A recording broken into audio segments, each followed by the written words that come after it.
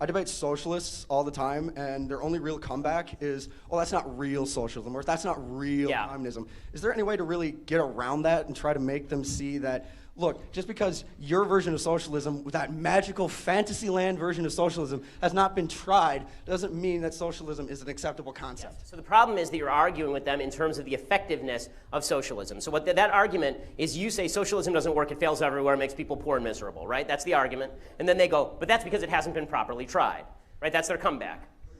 So here is the actual argument that works with socialism. It is immoral to steal from people even if you vote to steal from people.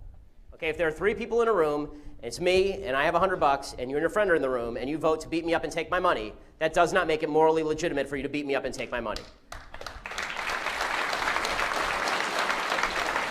One of the great lies that's been told about socialism, and you see this all the time, is people say socialism, beautiful idea in theory, but it doesn't work in practice. No, socialism is a shitty idea in theory, and it's an immoral idea in practice. Okay, socialism violates at least 3 of the basic 10 commandments for those who still care. It makes government into God. It suggests that you can steal from people if you vote for it. And it says that it is good to be covetous of your neighbor's ass. Right? For Bill Clinton, it has a different meaning. But the problem for conservatives is we never actually argue on a moral level. We're constantly arguing on an effective level, on an efficiency level. And that's a problem because the left always argues on the moral level. In the end, they always say, sure, my ideas don't work, but they're fair. They're fair, right? And so what you have to say, the only way to come back to that from that is to say, no, your ideas are not fair, your ideas are theft. Your ideas are theft. You don't get to steal from other people just because you want their stuff.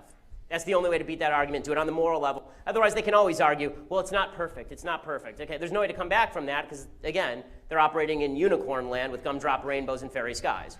The thing I hate the most from the right is this constant refrain. Yeah, socialism, it's a great idea if only it worked. It's not true. It's an unbelievably morally shitty idea. The reason is this. The basic premise of socialism is, I'm here, I'm breathing, give me crap. Right?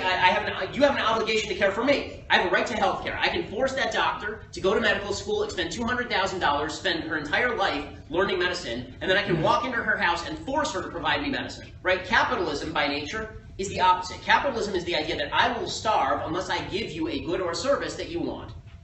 Right? If I don't give you something that you want, I'm not going to eat tonight. It's forced altruism, effectively. Right? We have to have a trade. We have to come to some sort of consensus. I have to give you something cool, and you have to give me something cool. Right? It's great.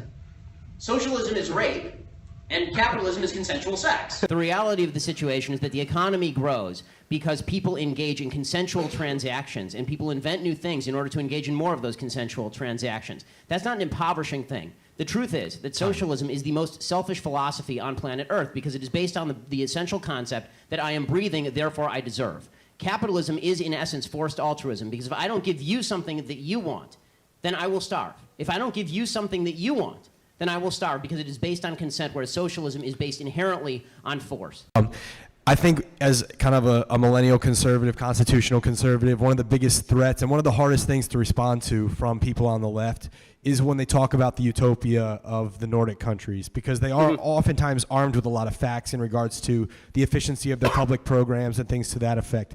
So how would you recommend responding to those claims of the utopianism of the Nordic countries? Okay, so the first thing that's important to notice about the Nordic countries is that the Nordic countries are, by and large, extraordinarily ethnically homogenous. So they're not comparable and culturally homogenous as well. So Vermont looks a lot like Norway. Right? Bernie Sanders' philosophy works in Vermont and it works in Norway, but it only works for a temporary period of time because Vermont doesn't have its own defense budget, and really neither does Norway. Right? We've been paying for the Nordic countries' defense budgets for a long time. Also, it's worthwhile noting that the taxes in these countries are extraordinarily high, and the countries are going bankrupt anyway. So for about a 15-year period, 20-year period, the Nordic countries have been experiencing extraordinarily slow growth, which has led them to actually elect more right-wing governments on economics and deregulate their economies, because it turns out people don't like paying twice the amount that it costs for a normal car. Right? The income tax rate in places like Denmark for middle-class people, not for upper-class people, for middle-class people is like 60%.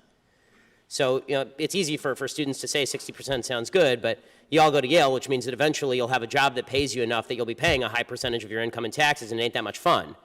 There's a reason that Denmark, all these countries are now turning away from this, and they've been living off the back of America paying for their defense budget for a very long time. So you have the privilege of not having to pay your own defense budget. You also have a group of what can best be described as upper education people who have grown up in Western countries with a particular set of values, and socialism, at least in the Nordic way, not full government ownership of resources, but high redistribution of income, that is capable of lasting for a certain period of time, but even there it collapses.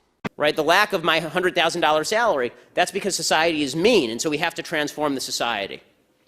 And that's why young people, again, 40% back speech codes in American life. This is why I think the last poll was nearing or over 40% of young people are okay with socialism, like the actual socialism, because they don't know anything. They've been taught stupidity, and how they feel is all that matters. I mean, there's a video that's going around the internet getting all sorts of play about income inequality. Income inequality is the stupidest issue.